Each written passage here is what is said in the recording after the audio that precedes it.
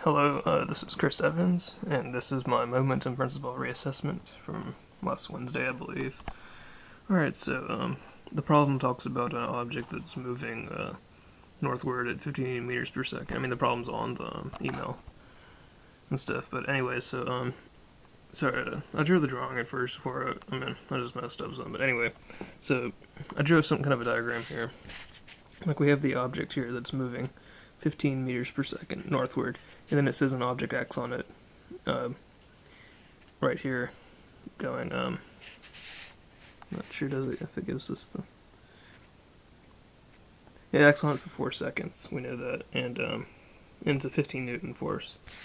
And so, the first thing we need to do is find the velocity of that force, because it's in the X direction. We have the Y direction, which is 15 meters per second. We need to find the X direction, so basically we can use the equation F equals ma, and rearrange, and 15 newtons divided by the weight, which is 3 kilograms, gives us the acceleration of 5 meters per second squared, which we can plug into a kinematics equation of final velocity equals initial velocity plus acceleration times time, and basically go through all that boring math and end up with 20 meters per second as the velocity going in the X direction. But we need to know the final velocity for the object after the object hits it, so we can use, since it's a triangular equation, we can use the Pythagorean theorem, in which we have 15 meters per second squared, which is in the Y direction, plus 20 meters per second squared in the X direction,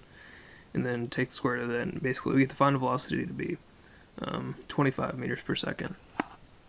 So basically just rearrange the F equals ma formula, find the acceleration, and use a kinematics equation to find the velocity in the X direction, and then end up with, and then use the Pythagorean theorem, using the X and Y velocities to find the final velocity of the whole thing, which is 25 meters per second.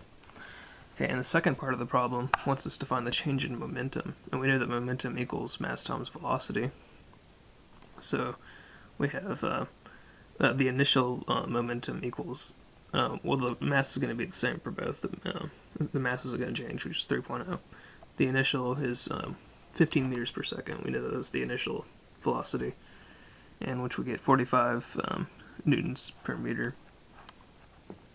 And then for the final momentum, again, 3.0 is the same mass, and then we found the final velocity, which was 25 meters per second, so 3.0 times 25, and we get 75, and then you subtract that to find the difference, so 75 minus 45 equals 30 newtons per meter, which is the change in the momentum after the object hits it. So, and again, that is my momentum principle reassessment, and I hope you enjoyed it and have a great day. Goodbye.